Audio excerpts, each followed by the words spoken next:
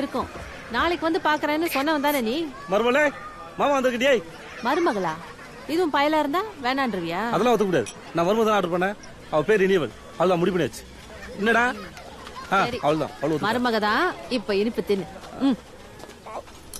Hi Satish, எப்படிடா இருக்க? இப்பெல்லாம் நல்லா வந்து பேசுங்கடி. கல்யாணம் பண்ணி குழந்தை குட்டிலாம் ஆன பிறகு அப்ப பேச வந்தா முறுக்கிட்டு போவீங்க. Sir, you don't worry, she is very good girl. நிறைய ஹெல்பிங் மைண்ட் உள்ள பொண்ணு. நாங்க எக்ஸாம் எழுதும் போது காப்பி அடிக்கிறது நிறைய ஹெல்ப்லாம் பண்ணுவா இல்லடா? ஆமா.